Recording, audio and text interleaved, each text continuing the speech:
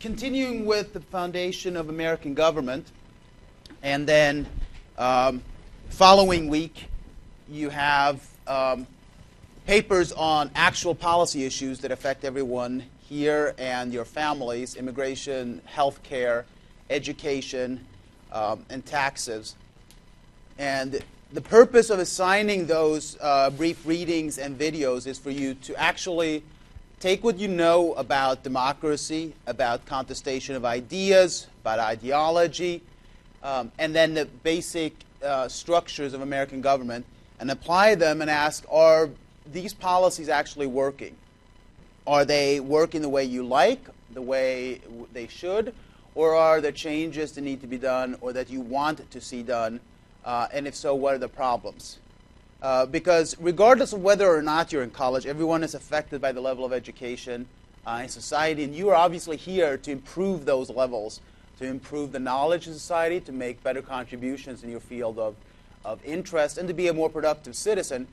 Likewise, every country today has immigrants, some more, some less. The world is not as divided and shut off and cut off as it was before. And immigrants come in every shape, size, and form, and in various levels of skill, from the poorest trying to seek a better life to the most highly advanced scholars and researchers that come for various projects, as well as simply wanting to conduct the research and live here and open businesses and contribute. Likewise, things like healthcare may not seem all that relevant if you're 20, 21, think you're immortal, been there, done that. You're not. At some point in your life, it's one of those things that everyone will need and that everyone in one way or another pays for. The question is just simply, are we doing it in a way that's actually most efficient? And I think some of those figures may actually shock you, so we'll talk about that. Those are the reasons why I'm assigning some of those actual policy papers and films to get some eye-opening information available to you about the issues that surround you in society and that everyone is affected by, and that are discussed on a daily basis in the news and in reports, etc. Also, that short piece by Friedman and Mann from a book actually explains how some of the things that we used to be, I'll take it away, used to be world leaders on, infrastructure, integration, basic education, healthcare, science. In fact, we have sunk so far behind a lot of other countries for a variety of reasons. Many of which is because we have made choices that are, of course, the key in democracies, but we made choices that perhaps a lot of people now think we should not have made. But again, that's meant for you to think about and we'll talk about next time. Okay, this is just a brief overview before we look at some roles of the president and elections, especially since an election year. Not for any memorization of any sort. There will be no questions on this, but simply to give you a sense that this is just the briefest of rudimentary outlines of what the federal government looks like. And in all of these, of course, you have sub-agencies, sub-directories, and about 2.5 million people work for the federal government alone. You had another 6.5 million that work for state and local government. So there's a lot of agencies, a lot of departments to keep track of.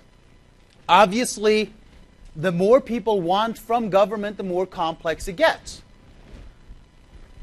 Government doesn't just show up one day, it comes from what people want. So there's a need for clean energy, policies are made, programs are made, laws are adopted, agencies, departments, and then agencies are set up.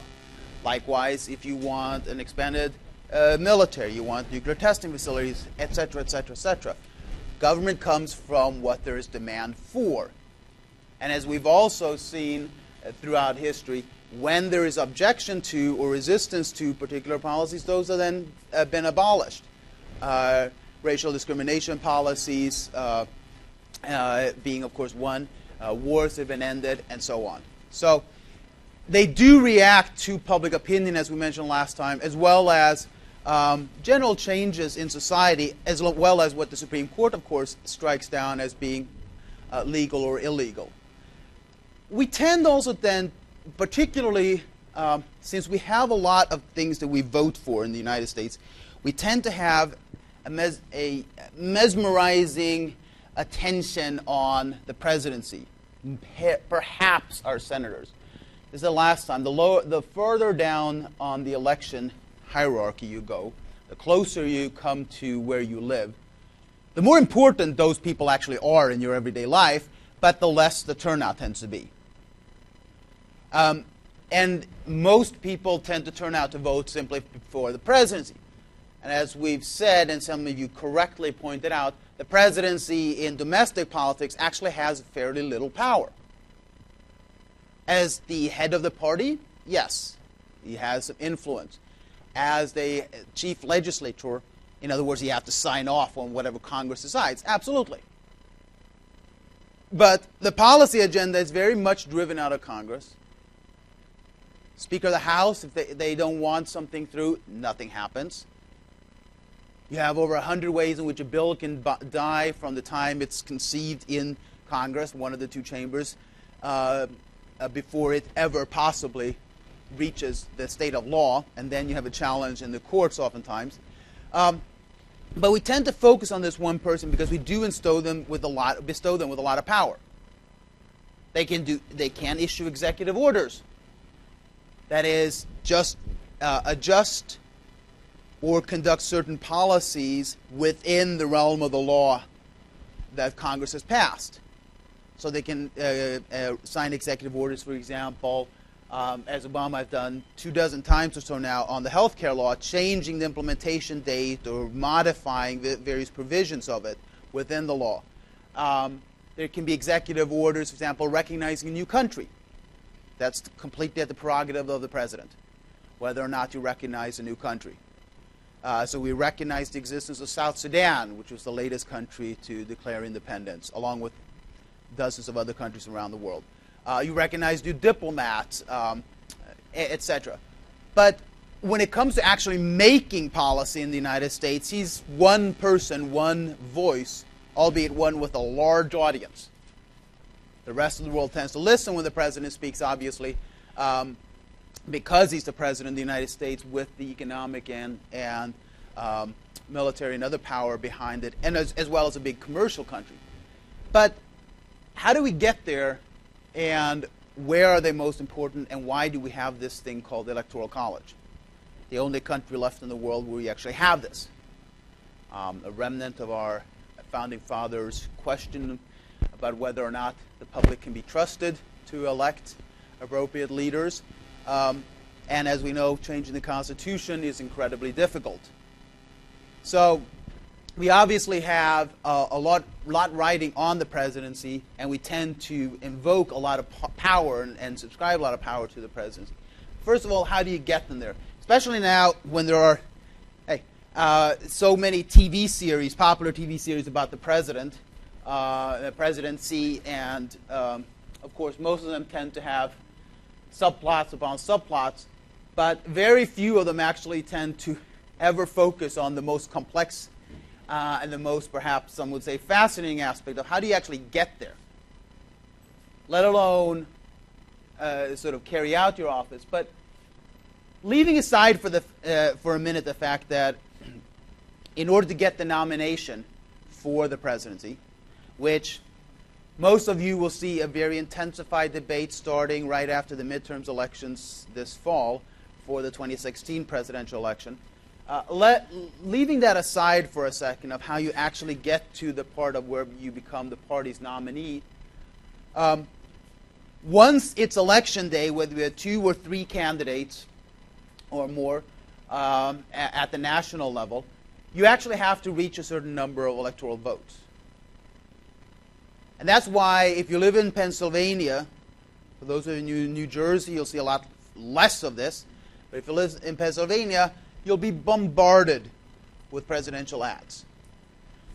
You go up to New York State, you will hardly see any. You go down to, or you go out to Kansas, Kentucky, you won't see any. Texas, won't bother. Anyone want to venture to guess why? Yes. Yes. And what does that mean? We're a swing state. That's correct.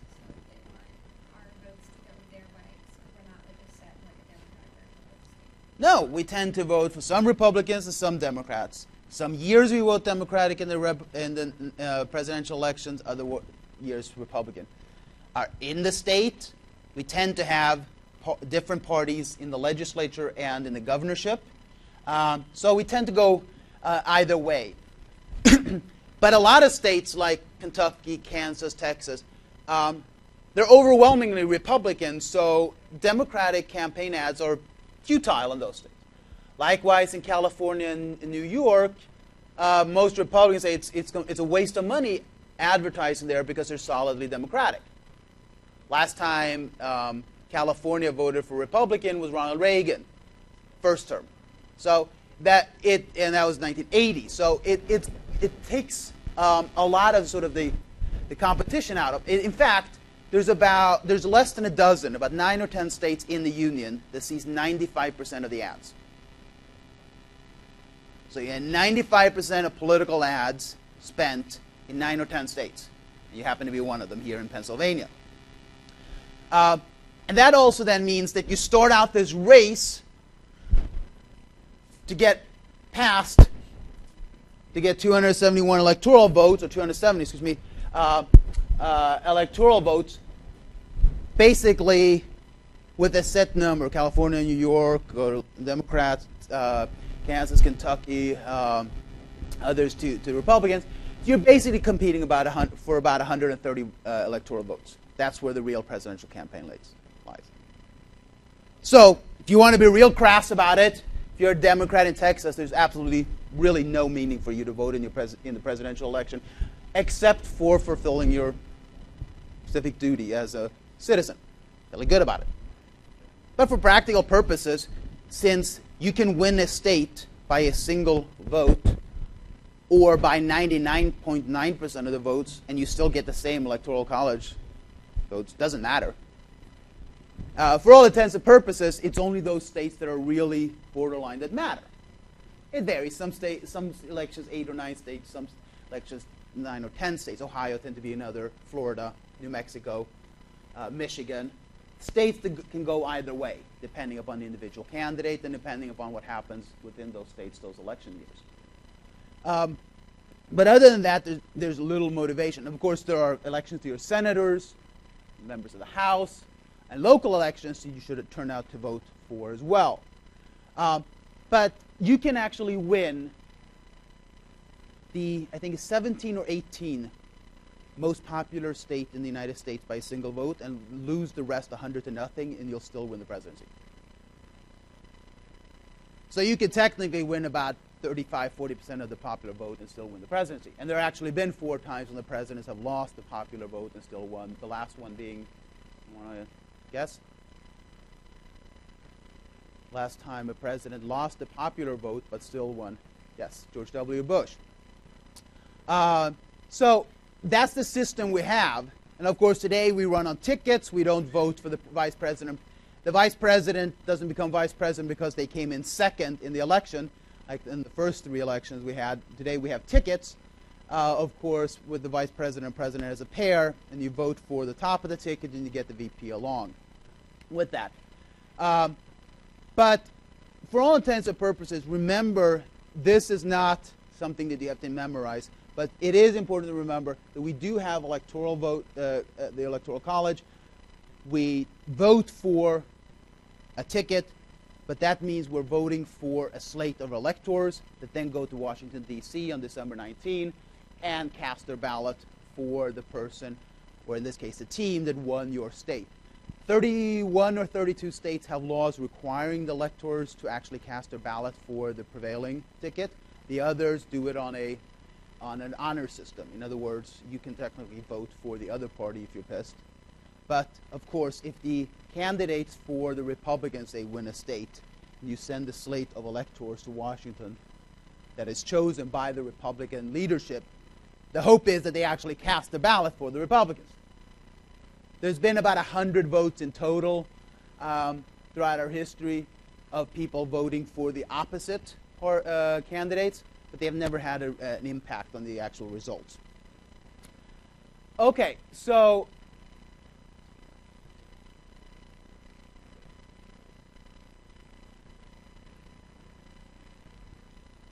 we today are the only ones who have the Electoral College. Brazil had it for a short time. Finland, up in northern Scandinavia, had it from 1917 to 1992. They wrote their constitution after they won independence from Russia in 1917. They wrote the constitution and went into effect in 1919 based upon ours. They then decided to abolish the Electoral College when they considered it an anachronism, a dated concept where you could actually today trust people to actually select candidates or elect candidates directly. So they abolished it.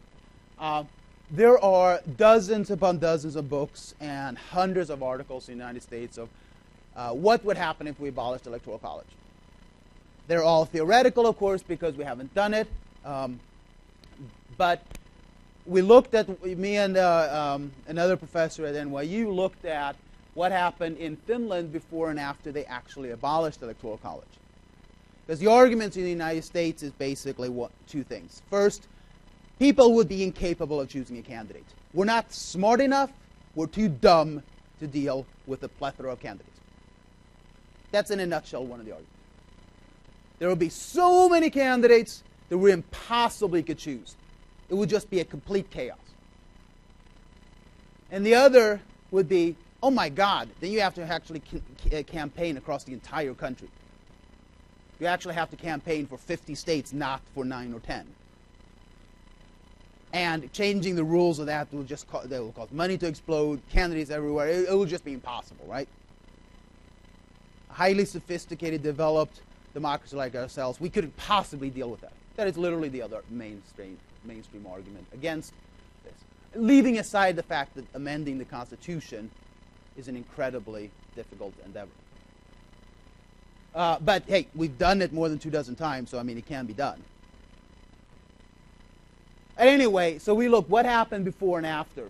Well, before, when they had the Electoral College in Finland, you actually had about 3 candidates per election, and you went to a whopping 4 afterwards.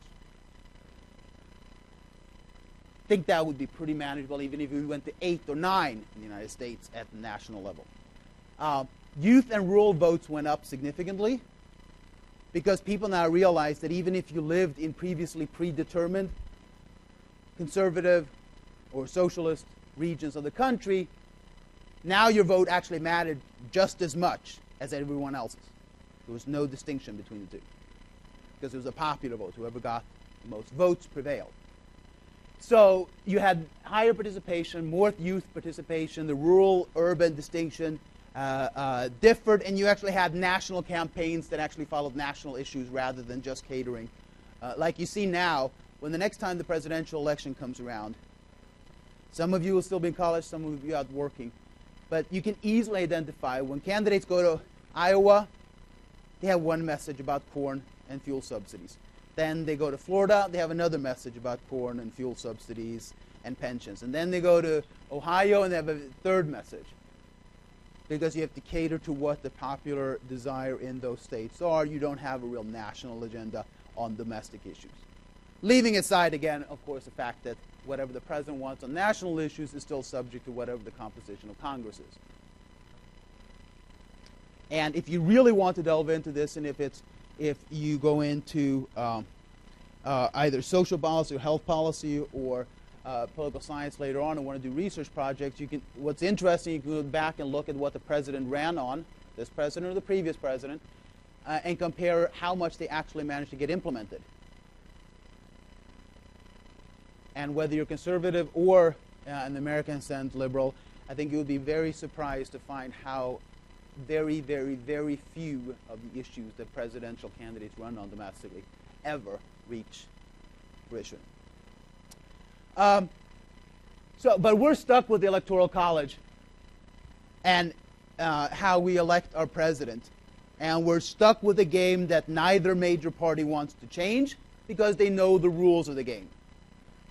It would sort of be if say, you have two dominant teams in basketball, and and they know the rules, they've invested a lot in their players, and everyone else is far, far, far, far behind. And then you change the rules of the game to throw things open, to make it more competitive, and they really don't like it. The Democrats and the Republicans, they may lose elections on both sides at different times, but they don't want to change the rules of the game. There's too much built up around this organization and too much built up around this type of structure. We still, though, endow our president with a lot more power than other countries do. Take our neighbors to the north. The Prime Minister in Canada is not chief of the military. They have a separate commander-in-chief. Civilian, but it's a different commander-in-chief. That's in fact the case in almost every other democracy, aside from us. There's a separate person who heads up the party. Once you're like the president, you have another person who takes up the leadership as a party on a daily basis. Because parties matter a lot more in other countries than ours do. Party agendas. Head of state. Who's the head of state of Canada? Hint, they do not live in Canada. Also the head of state of Australia, Bermuda, Northern Ireland. Yes, sir. Queen of England, yes. So it's a figurehead. It's a nominal figurehead with no power. Same thing in Germany. The president of Germany has absolutely no power. The power lies in the prime minister and the government. So we separate these ceremonial ribbon cuttings, opening of new supermarkets, and dedication of highways, so on, to another head of state. But in the U.S., we have it all in one person. So you have all of these multiple roles that the president has to take on, from ceremonial stuff to actual policy, both foreign, domestic, party policies, military decisions. And sometimes those roles, of course, overlap, but sometimes you have to really distinguish between them in your role as president. And I'll mention some of the best presidential scholars in the United States if you want to delve into this later when you look at leadership, because there's a ton of studies just looking at what type of characteristics tend to be, or what type of characteristics our presidents have, who tends to be successful in what way and how, when we look at leadership. But we tend to associate the president with things that we tend to see. We don't see a lot of what goes on within the party, but when they speak on TV, when they try to negotiate both with the opposition party, and when, of course, we engage foreign policy, we tend to see the president as the chief diplomat, commander-in-chief, head of state as well. But most of these powers are actually not in the Constitution. Our founding fathers actually thought the president would be fairly insignificant. George Washington was the model. He was supposed to be commander-in-chief. That was supposed to be the sort of the primary purpose. Actually, the delegation in Philly broke up without agreement on what the presidency should look like. That's how relatively insignificant it was. Should it be a committee of 5? Should it be a 7-year term? Should it be renewable terms? Madison actually headed up a committee of 5 to decide on those specifics before the Constitution was finally written up and sent out for ratification. So these powers, most of them that are delineated in Articles 2 and 3, are very, very brief. Most of the powers have come over time. Either because the president said, look, because I'm president, because I'm commander-in-chief, X, Y, and Z, I have to do. In other words, implied powers, inherited powers from the specific explicit powers in the Constitution. Others have been given to them by Congress. And others have been recognized by the Supreme Court. It has said on numerous times you can't have 535 people conducting foreign policy. In foreign affairs, the president is the main representative of the United States. We speak with one voice through the president. Therefore, the president's word reigns supreme in foreign policy. But they've also clamped down on some of the powers that the presidents have tried to exert domestically. So, oftentimes during conflict, the president tends to be the one we look to. And while we can use certain powers of expropriation in the name of national security, in other words, take over private companies or use land for the purpose of the military effort, most oftentimes in conflicts we've actually had voluntary cooperation, some pressure of course, but voluntary cooperation, which was the dominant feature of our support during World War II, from the private sector. But on the other hand, the Supreme Court has also said on numerous occasions that there are limits to what you can do. So when President Truman tried to nationalize certain steel factories for the production of military armaments for the Korean War, the Supreme Court said, no, you can't. So there are limits to what the president can do domestically in the name of national security and national defense.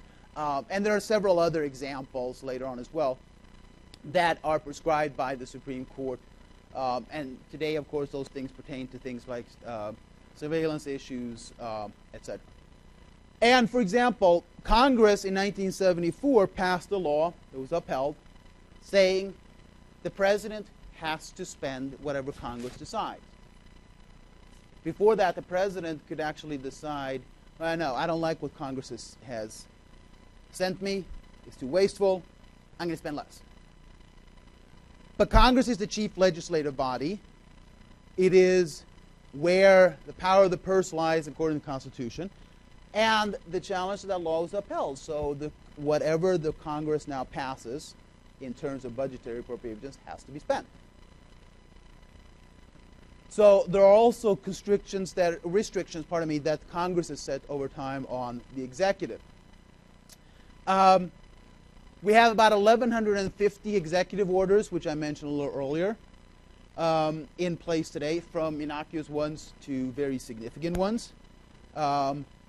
We also have something called executive privilege, which has come up from time to time, particularly when there have been controversial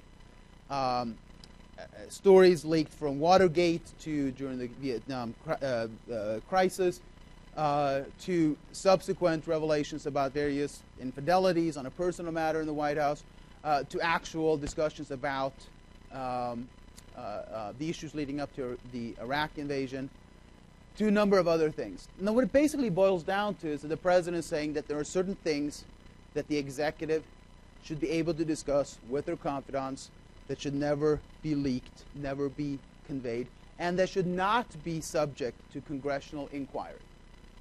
In other words, you should be able to have confident discussions with and privileged discussions with your advisors of choosing on issues of national interest and national security without having to reveal those even when Congress subpoenas you. There have been very, very, very few, very limited areas where that actually applies. And without going into details on these, for example, that didn't apply for Nixon during the Watergate investigation. It didn't apply to Clinton when he said that he had conferred with his White House counsel over the various sex scandals in the White House. That was shot down. There are various incidences where this has been denied the White House by federal courts. And secondly, you should know as taxpayers too, the legal counsel that works at the White House cannot, under any circumstances, be used for the president, any president, in their personal capacity. So when they need legal counsel on anything that doesn't pertain to official business, they have to pay for that out of pocket. And they have to pay for the accompanying security as well. In fact, nearly every president of the United States leave office with a substantial debt, personal debt. And then they recoup millions very quickly afterwards, giving speeches and showing up for memberships and stuff like that. But everything that you do on a personal basis as a president, including hosting or taking friends on airplanes and so on, you have to pay for in full. And that adds up to several $100,000 per year for the president while in office. So we try to keep that as distinct as possible. And then, of course, these recent and controversial issues, as I mentioned, about signing statements, where there's a legal question about whether or not this countervenes the separation of powers, when the president can write in margins of bill that this is what I can perceive the bill or the law to mean. And one test case was that in 1997, Congress gave the president, in this case Bill Clinton, something that the Republicans had wanted for a long time and had fought over for decades, namely something called the line item veto. Governors have it in several states in the United States. That means if the legislature send them a budget or send them a law that they don't like, they can strike out various sentences. Bill Clinton had it for, I think, 8 or 9 months. And then the Supreme Court said that that's a constitutional violation of the separation of powers because it gives the executive near complete control over what the end result of a bill is. So that this went away very, very quickly. So that was an example. And many would say, scholars would say, that these signing statements are eerily similar to these line item vetoes. Leaving aside the presidency for a second and leaving the third branch, the federal court system, we said that there's only one court in the United States that needs to be in existence according to the Constitution, Supreme Court. Yet we have 14 appellate courts, which are the federal courts below, 9 that deals with civilian cases around the country in various districts, and then you have specialty courts, for international cases, for non-nationals, for treaties, etc. But you also have district federal courts across the country. And these are all created by Congress. And the judges are nominated by the president, approved by the Senate, and they sit for life. And this is where all of the federal cases come, and a lot of state cases that then take on a federal dimension end up and working their way up. We tend to think about the Supreme Court only.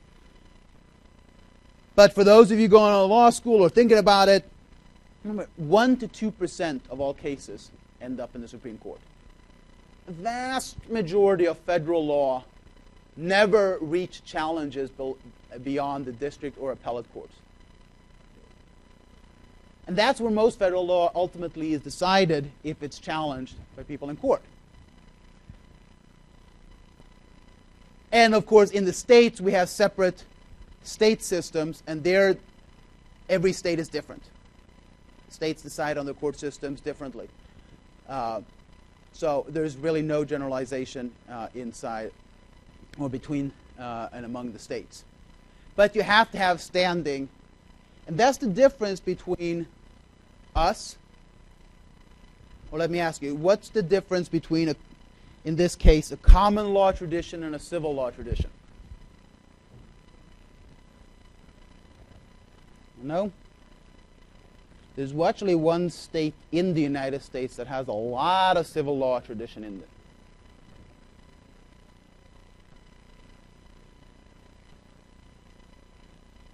As well as a ton of 18th century Victorian statutes. Louisiana. But the other 49 states practice almost unambiguous common law. What that means is, first of all, any law on the books at any time is valid until repealed. That's why every year you have legislators going through their books and repealing things like purple chickens that are banned for sale in Virginia. There was one repealed a couple of years ago. Or one that rapidly caught fire, literally or figuratively across the country, only I think 4 or 5 years ago, when it was discovered that 7 states had laws on the books saying that women were actually property of men, and if you wanted a divorce, you actually had to sue the new woman that the man had taken in order to get a divorce. And that was quickly, extra sessions were called in Maryland and Louisiana and Virginia and other states to repeal that very quickly when a legal case was brought in one of the southern states and actually prevailed, because in the common law tradition, unless repealed and unless overturned by a court decision, it actually stands. So there are a bunch of those laws every year that are found. Mississippi was another. But it also means that you have to have standing, and you can't ask a court to say, give me this opinion. Give me an opinion about whether this is illegal or not. A lot of our other democratic countries around the world, they have constitutional courts where you can ask, is this law constitutional? Would this law pass muster if challenged? And some would argue that's a good way of preempting this long legal slug. Others would say it actually counters a deep investigation about the law and of the law and how it applies. But we do have common law tradition. You have to have standing to sue in the United States, and it has to be a real case. It can't be a hypothetical. So unlike France or Germany, you can't ask the constitutional court for an opinion. Most of you are members of interest groups that actually affect both the presidency and court decisions. Many of you may not have enough money to contribute a lot to interest groups and a lot of time because you're busy, schoolwork and other work trying to get through college, so you can get out and start a career. But we have more interest groups than anywhere else in the world. We have a lot of interest groups that contribute to society. They do a lot of the social work and community work that other countries have their governments doing, but also they are heavily involved in elections and election issues. De Tocqueville, which is still his account of America from 1834, is still one of the most read books on American society, said already back then that this is a fantastic country of volunteerism. People join interest groups. People join groups to get issues advocated and things done. And some of the most prominent ones that you may be familiar with, the world's largest interest group, a group that no person wishing to be elected to federal office would ever dare cross. Anyone want to take a guess? No, there are a lot of states where they are not nearly as influential. But one that you will all hopefully at one time join, barring any unforeseen circumstances. No. Yes, sir. No. Yes, sir. Yes. The Association of American Retired People. They vote in droves. They have all the time. And with 42 million people, they are not only the most numerous in membership of any interest group in the world, they are the most vocal in the United States, and they are incredibly influential when it comes to setting policy issues and policy agendas. And one reason why it's very, very difficult to do anything about, say, Social Security or Medicare, two of the biggest expenditures in the United States federal government. Because by the time you're 67, you're entitled to both, and once you have it, people don't want to change it. And so they're incredibly influential, but there are others. NRA, gentleman said, National Rifle Association, Red Cross, for a host of different reasons, trade unions, labor unions, business groups, all have interest groups, all do advocacy, all try to influence policy, because ultimately you want laws that benefit you. That's the whole nature of democracy. You don't spend millions advocating for something that's detrimental to your business or your interest. Compete like everyone else and hope that your side or your issue or your interest prevails. We have just taken this to a level unmatched in most any other country, both financially, organizationally, and numerically. But that's really how you advocate interest. Sometimes it takes on what many people say farcical proportions. Sometimes it's the ultimate example of what a real democracy and what real contestation of ideas are. So, of course, parties are the ultimate interest group. And although our parties in the United States are very loose, umbrella parties, and they actually have tremendously little influence over actual legislation in, at the federal level once a candidate is elected. Parties set forth the organization that gets people elected into office. It's very difficult in the United States to get elected to the Senate or the House without the party support. There are a few exceptions of independents that have succeeded, but it's very, very difficult. And those independents, once elected, tend to group with either Democrats or Republicans once elected into the House or the Senate. At the state level, it's a whole different ballgame. The state machineries are much more coherent, much stronger. But at the national level, they are very wide, very loose, very broad umbrella parties, unlike our neighbors to the north in Canada, for example, or a few other countries that you'll read about when you do comparative to better understand our own and other systems, where parties actually matter. The party agenda and the party platform actually matter. Next time you have, in 2016, when the Republican and the Democrats have the national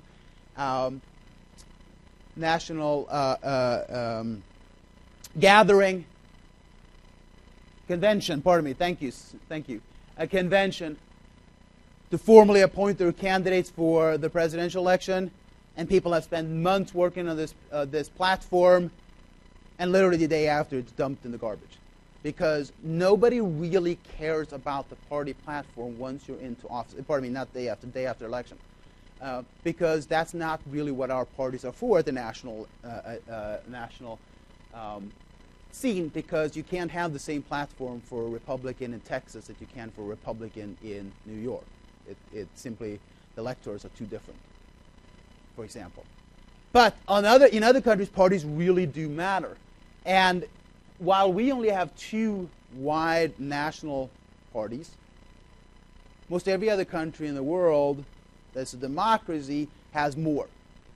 That, in other words, if you are a Christian Democrat or if you're a liberal Democrat, a libertarian, there's most likely a party for you instead of being shoved into Republican or Democratic Party here. If you are a socialist, there's likely a party for you. If you're a moderate centrist, there's likely a party for you, rather than having two big umbrella parties. It's us and it's Britain that really stand out in this way, and they still have a viable third party, libertarians or liberal Democrats. But parties are the ultimate interest groups in the United States as well, and they raise money, they gather people together, people volunteer, and it's a really good, if you're interested in internships, it's a really good way in the United States. If you want to make it at the federal level, most people start either as interns or advisors or volunteers on campaigns, either state-based or national campaigns. We've had several ESU students who worked on national campaigns and are now moving up the ranks in both parties as well. But this costs a lot of money. We're a big country. We tend not to want very much detailed information. We're a very population of very fleeting concentration. So we want a lot, we want it fast, and we want it often. And I say that because that's what studies have shown works. And despite what all of you may think in this room, or some of you may not, but many people think, and what surveys show, people don't want to see negative campaigning, negative ads where you attack the others, where you speak badly about others. Surveys continuously show that, decade after decade. At the same time, surveys also show they work. They work, they're effective, they work for your candidate. In other words, people react when they hear something negatively. They don't react when they hear something, oh, I'm a good guy, or I'm a good girl. And I'm just conveying what a lot of the campaign literature shows. But you still need money. And after a decision in 2010 by the Supreme Court that corporations and unions have the same legal right as people to give money, we have now, for all intents and purposes, an unlimited stream of money in national campaigns. The last election in 2010 added up to about $4 billion. That's $4,000 million in one campaign cycle. And estimates for 2014 is about the same. 2016, they're probably doubling that. So at that point, we're approaching the same amount spent on campaigns than is spent the entire education budget, for example. By private citizens, of course, because that's a choice by private citizens and corporations, private corporations, to do so. There are a few ways in which most of the money comes through, and you're going to hear a lot of this. First of all, political action committees. This is what used to be the preferred way of giving money. You can give 5,000. A political action committee is a group of donations from individuals that add up to at least $1,000. And those political action committees then, PACs for short, tend to give to a candidate or to a party. It can be a maximum of $5,000 at a time for a political action committee, or to another political action committee. After 2010, there were some changes here. First of all, we still have a ban on what's called soft money, where Walmart or a labor union or GM would go in and say, here's $10,000 or here's $1 million for your campaign directed to a candidate. That you can't do. But if I know that this gentleman here, like,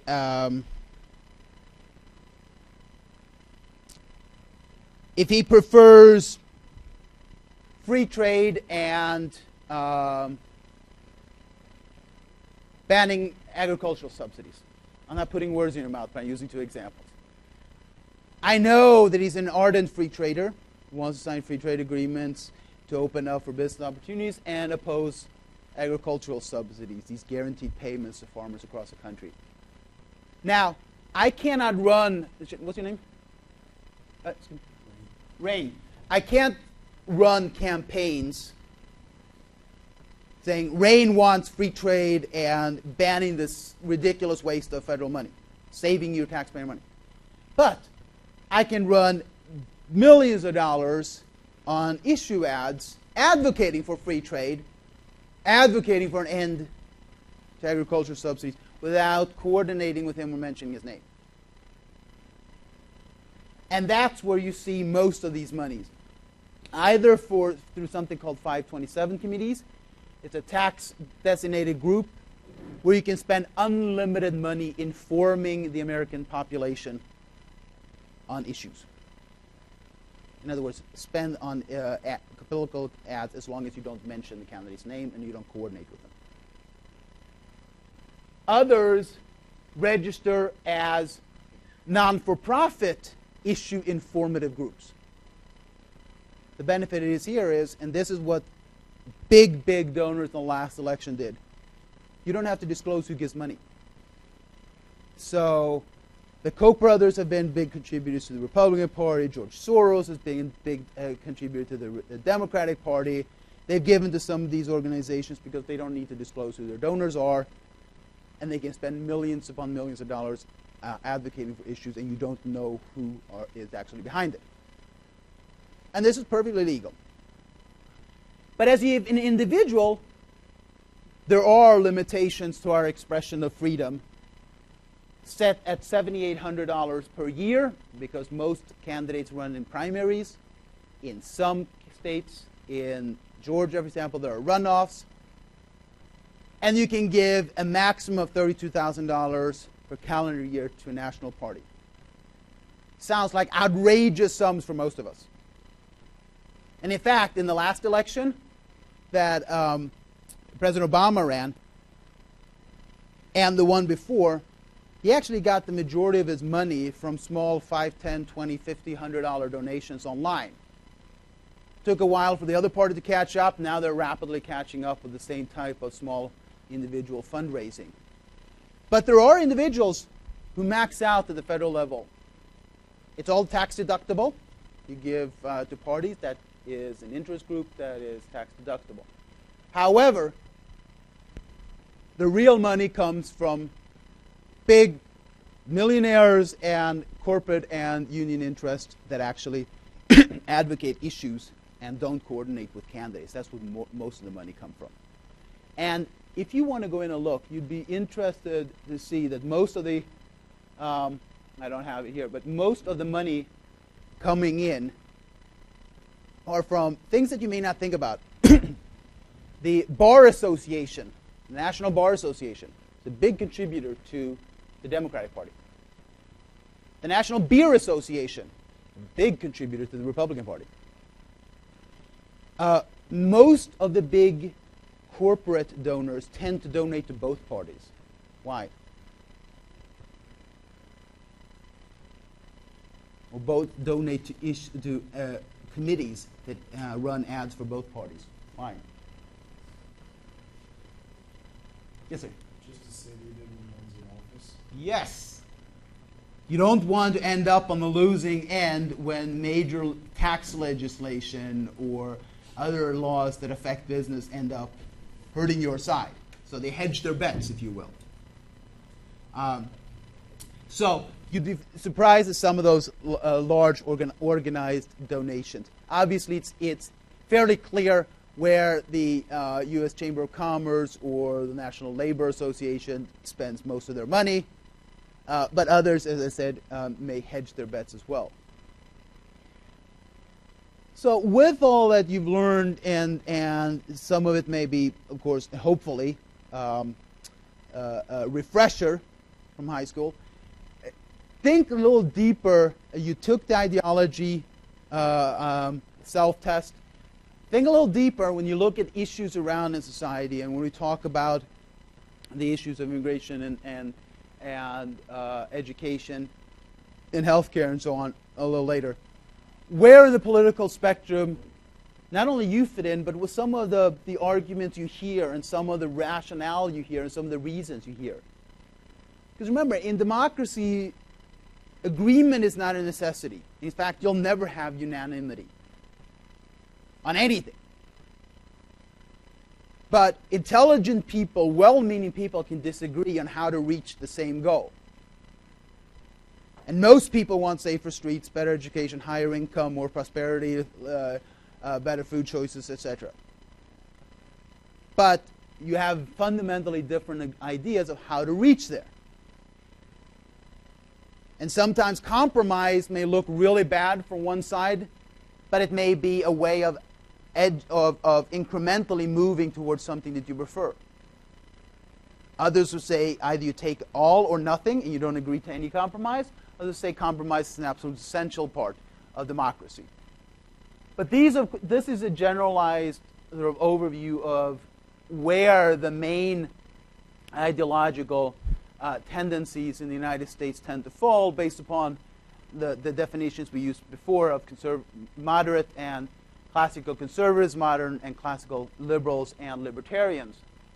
And if you think of this as outdated, there have been numerous books out this year on American political development written by people either in Senate or thinking running for Congress, such as Rand Paul, senator from Kentucky, or the head of the Heritage Foundation, DeMint, former Senate leader. And in there, you'll find a lot of references to Edmund Burke, to John Stuart Mills, to Adam Smith, to Ricardo, to Madison, to the very people that we thought our founding fathers referred to, and the ideas that they brought up. They're still as relevant today in the ideas promulgated in the American political landscape today. And then Burke may have lived 160 years ago. He's just as relevant today to the debate about where you want to see society go, according to classical conservatives. But this is, of course, a generalized outline. So when you hear about people that want privatize all education or legalize all drugs or instill religious teaching in school. There are legitimate, rational ideas behind this and reasons for why people believe it. And just dismissing people who differ from you and just dismissing people who have different ideas of what's appropriate really does neither you any good nor the people that you're disagreeing with. You have to have an understanding of what those you disagree with believe in order to actually counter those beliefs effectively. Just saying you're dumb or you're wrong really does nothing. I don't think we have a debate club on campus, but campuses that I've been that do, these are some of the fundamental principles that you learn. You don't counter arguments with crass language. You counter them with more intellectual counterpoints and rational arguments for why you believe something and back it up. And that's becoming even more important in the United States because it is changing. It is dramatically changing.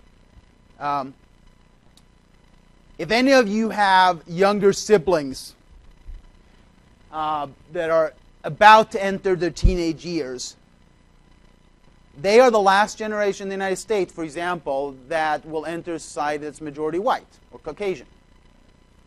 They are also amongst the last generation of kids, or the last generation where you will see more kids in the world. There will be no more kids as a percentage of the population. Projected out at least 100 years. That most all scientists are agreeing on, simply because more people are better off, and when people become better off, regardless of what their religion, their heritage, the region they're from, they have fewer kids, and we live longer. So there are a bunch of demographic changes. We have a greater diversity than ever before, and women in your group are far outpacing men in college degrees. They're outpacing men in income earnings and the percent of increased income earnings. Last year, for the first time in U.S. history, more women married down. Yes, women married down. And what does that mean?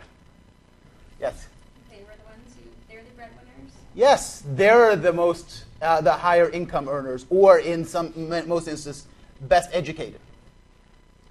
And all of that will change society in ways that we're not really clear of, but it will definitely not be our parents' America. And views change. I mentioned Pew Research Center a few weeks ago. They just had their annual, biannual surveys of generational attitudes. And the changes between those who are under 30 and those who are over 60 are unbelievably large in how they view what's socially acceptable, how they view political parties, what they think government should do, how they view news. Basically, and I'm not characterizing you, but you can look this up. Pew Research Center came out last week of the millennials. Basically, you don't care about political parties. You vote overwhelmingly Democrat. You're really not informed about the world. You're scared to death about money, but you're really optimistic about the future. Seems some things are in there inherently contradiction, but those trends are very, very clear. And that's going to change. But 25% of American kids in school today are Hispanic. That's going to have a profound impact as well on society going forward. And were it not for immigration, we would actually shrink in size as a country. Because when women get better educated and enter the workforce and make more money, they have fewer kids. And when that happens, of course, you have to compensate because someone's got to pay the pension. And immigrants tend to have more kids, and low-educated immigrants tend to have more kids. And that's a trend worldwide, but it's also affecting us here.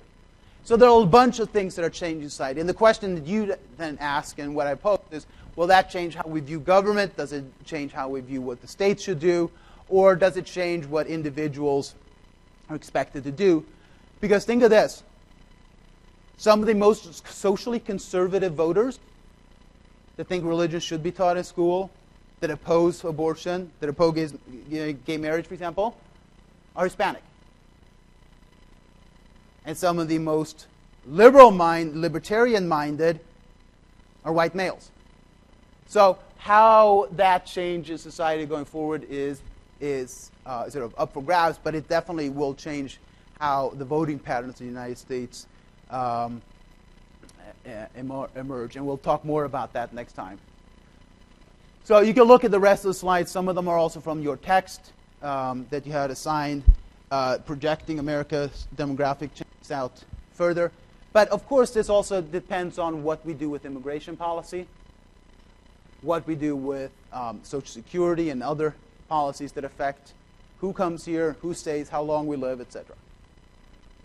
So these are, of course, changeable to a certain extent. But it's up to us to decide whether or not we want to do that and whether or not it's appropriate. So any questions? Yes? Just looking at this, I was just a little confused. So how come, so it says multicultural other is like only there in 2000 and then like goes away? Here? Yeah. Well, we broke down, I think the census started allowing people to, instead of just saying other, to define themselves as both white and Hispanic, or both black and Asian, or multiple. If you haven't filled that out, you can actually fill out multiple ethnicities and races to compensate for that, and then they count half. So instead of just using other.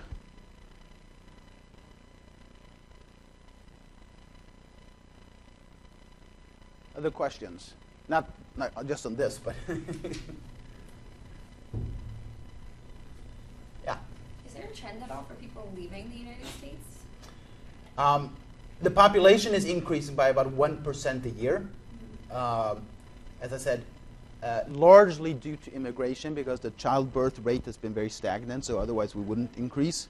It's about 1.98 or 2 births per woman, and you need 2.1 to actually increase population, because some people die earlier and so on. But within the United States, there are much more fluctuations. We roughly have the same amount of people living abroad, about 4.5 million every year. Of course, about 2.5 of those are servicemen and women, or diplomats or others that are stationed abroad for various purposes. But there are a couple of million who chose. But there's more change within the union than outside. Fleeing primarily from California and the Northeast and Northwest down, actually not the Northwest, but Northeast and California to the south. Others, questions?